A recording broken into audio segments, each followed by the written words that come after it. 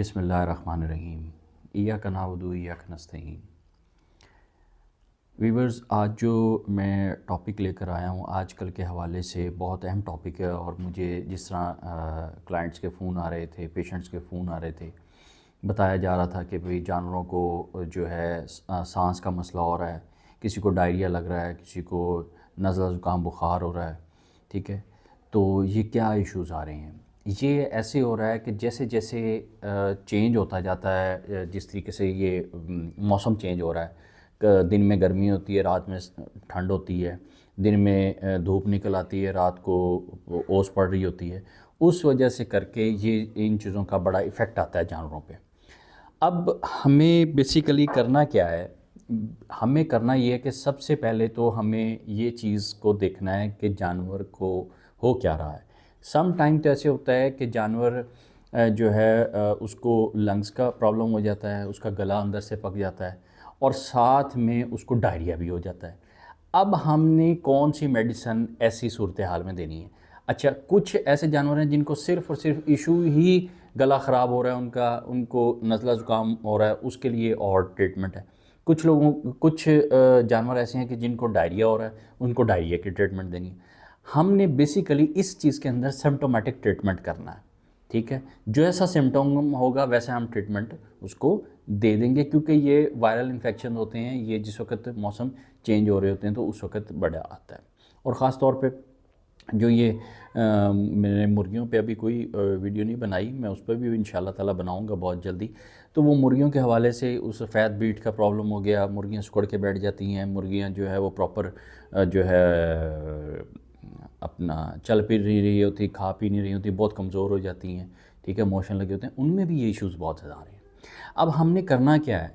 अब अगर किसी जानवर को ये इशू इस तरह का आ जाता है, सपोज़ कि उसको नज़ला ज़ुकाम बुखार है, ठीक है, हमने क्या करना है, बुखार की एक जो कीटोप्रोफेन जो होता है वो हमने उसको सेपरेट देना है। ठीक है, वो देना ही देना है। इसके बाद हम क्या करेंगे, हमने ये देखना है कि आया कि जो इसको नज़ला ज़ुकाम है या साथ में उसका गला भी ख़राब है, गला पका हुआ है। अगर गला ख़राब है, गला पका हुआ है, तो हम फिर जाएंगे पेनिसिलिन ग्रुप की तरफ। पेनिसिलिन ग्रुप अच्छा काम करता है। या इसमें एक और इंजेक्शन आता है टाइलोसिन, कमाल कमाल काम करता है। ब्रोमोफ्लॉक्स भी यूज़ कर सकते हैं इसके अंदर। ठीक है, अच्छे एंटीबायोटिक्स हैं। अच्छा, ये हो गया। फिर साथ में आपने एंटी एलर्जी ज़रूर देना है, फेनरामिन मेल्टेट वो ज़रूर देना है। क्यों? क्योंकि एलर्जी की वजह से ये चीज़ें होती हैं, तो वो रैपिड उसमें चेंज आता है। अच्छा, ये तो हो गया, आपका गला ख़राब था तो इसमें आ गए। अब दूसरे हम आ जाते हैं डायरिया की तरफ। डायरिया की तरफ जिस वक्त हम जाते हैं तो उसमें ज़ाहिर बात है, अगर बुखार है तो हम उसको बुखार की ट्रीटमेंट देंगे, जैसे कि उसमें कीटोप्रोफेन वगैरह है, वो हमने देना है। और डायरिया के अंदर हम लोग खुराक की चेंजिंग्स लाजमी करते हैं, उसमें हम कंसनट्रेट ले आते हैं, जैसे कि ड्राई मैटर जो है ना वो हम ज़्यादा देते हैं as compare to fresh matter के, जैसे कि फोटर वगैरह, सॉरी ग्रीन फोटर वगैरह जो हो गया। ठीक है, और डायरिया के अंदर हमने जो चीज़ यूज़ करनी होती है वो हम करते हैं सिप्रोफ्लॉक्सासिन यूज़ करते हैं, उसका बहुत अच्छा रिज़ल्ट आता है डायरिया में। ये दो चीज़ें होंगी। अब तीसरी चीज़, इस मौसम के हवाले से जो क्रॉनिक स्टेज होती है कभी जानवर की हो जाती है, तो उसके अंदर क्या होता है कि उसी जानवर को चेस्ट इन्फेक्शन भी हो गया, उसका लंग्स भी अंदर से स्वेल कर गए हैं, गला भी ख़राब हो गया, साथ में उसको मोशन भी लग गए हैं। तो अब हमें what we have to do in this case, हमें अब इस केस में क्या करना है? हमें इस केस के अंदर the simple and the one formula is there.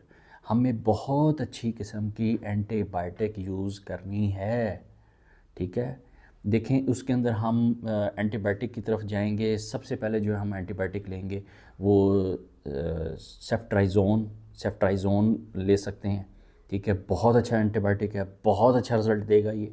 ठीक है, इसके साथ साथ आप सेफ्ट्राइज़ोन के साथ हम ले सकते हैं उसको टांजो को। तो टांजो जो है इंजेक्शन, बहुत अच्छा इंजेक्शन है, बहुत ही अच्छा इंजेक्शन है, जिसके अंदर वो जो है अपना एंटीबायोटिक है और वो जानवर के लिए बहुत अच्छा काम करता है।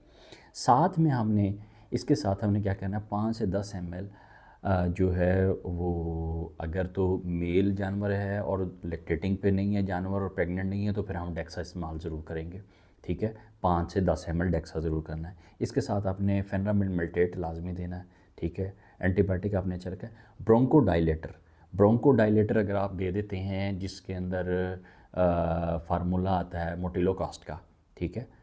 उसमें हम 3 से 4 टैबलेट्स जो है वो दे सकते हैं इसको। अगर वो दे देते हैं that would be a more comfortable for the animal, ठीक है। और तीसरी बात हमने ये करनी है कि ज़ाहिर बात है जानवर को पेन होता है, पेन के साथ उसकी स्वेलिंग अंदर बहुत शदीद किस्म की होती है, तो उसके अंदर हम विटाफेनिक प्लस दे सकते हैं। ये भी नहीं तो अगर इससे और अच्छा करना चाहते हैं तो आप फ्लुक्सन इन मैग्लोमाइन दे दें। फ्लुक्सन इन मैग्लोमाइन अगर आप देते हैं तो मैं कहता हूँ जानवर एकदम से ओके हो जाएगा। वीवर्स, ये मौसम के एतबार से आपने जानवरों का उस लिहाज से ख्याल करना होता है। हम लोग बेसिकली क्या कर रहे होते हैं, हम जानवर के उस पर डील कर रहे होते हैं और हम अपने आप को सर्दी गर्मी से बचा रहे होते हैं। बेसिकली क्या होता है कि जानवर सिर्फ बोल नहीं सकता, लेकिन इंसान का और जानवर का रहना खाना पीना और अंदर का सिस्टम सेम होता है, उसमें फ़र्क नहीं होता। हमें क्या करना है इन सूरत हाल में, हमें सेम एज़ इट इज़ जिस तरह हमने अपना ख्याल करना है, सेम एज़ इट इज़ हमें वैसे जानवर का ख्याल करना है। जानवर में और इंसान में फ़र्क सिर्फ एक है, जानवर बोल नहीं सकता, बता नहीं सकता कि उसके साथ क्या इशू है। जो इंसान है वो बोल के बता सकता है, ठीक है। आप अपना और अपने जानवरों का ख्याल रखें। नमाज़ पढ़कर अपने लिए मेरे लिए दुआ कीजिए और इस चैनल को लाइक कीजिए, सब्सक्राइब कीजिए, बेल आइकन पर क्लिक कीजिएगा। इंशाल्लाह नेक्स्ट टॉपिक के साथ नेक्स्ट वीडियो में मुलाकात होगी। शुक्रिया, अस्सलाम वालेकुम।